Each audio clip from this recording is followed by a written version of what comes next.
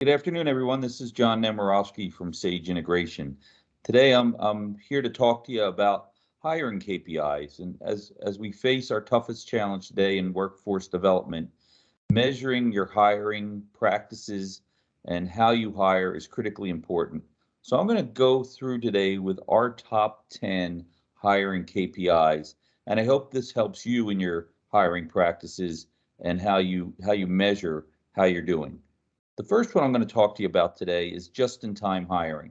So in the integration spaces, we hire project managers and technicians and engineers.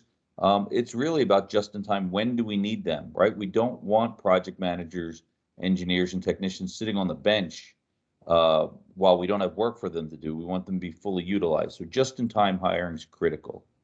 The second KPI I'm going to suggest that you measure is sourcing channels. Why is that important? Well, it's important to know where you're being most effective at getting your personnel from. Are you getting them from recruiters? Are they being developed through social media or internal referral programs? So measuring where your workforce is coming from is critical to being successful. Then from each of these three categories, the third thing to measure is number of qualified candidates. So from each of these channels, where are you getting your qualified candidates?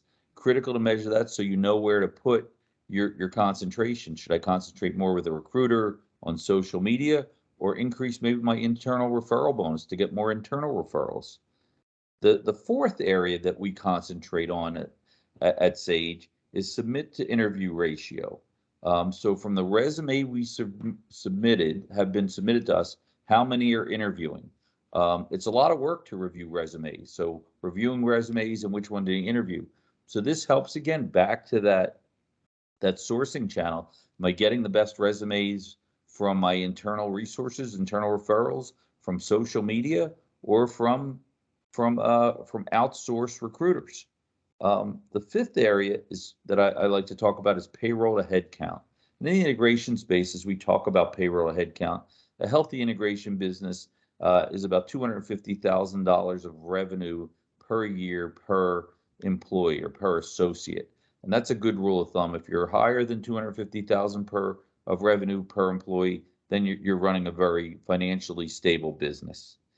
Number six is cost to hire, understanding the cost to hire someone through the interview process, once they're onboarded, benefits, 401k matching, a truck perhaps, gas card, iPads, laptops, training. So cost to hire is a critical KPI as you're bringing new people on.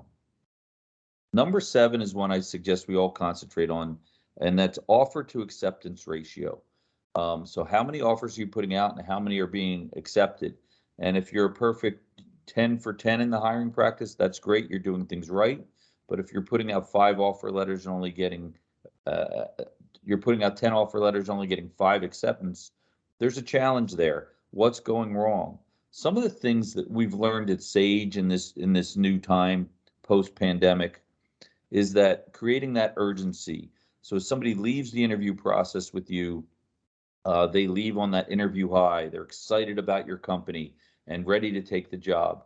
And somewhere over that next week, maybe they've talked to somebody, maybe they've heard something else, and they change their mind. So keeping that urgency is important. And instead of giving a week for somebody to decide on your offer letter, maybe 24 or 48 hours to keep that urgency there and that interview high going in your favor.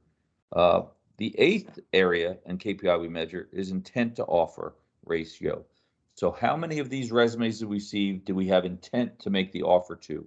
And do we make a verbal offer? So measuring this helps you along the way. Maybe you haven't put out a written offer, but you have an intent to make an offer. So another critical area. Then as these offers are made, whether you're in a replacement mode because people are retiring from your business, maybe you're in a small growth mode, or maybe you're in hyper growth mode like we are now at Sage, quality of hire is critical. And how are you measuring quality of hire?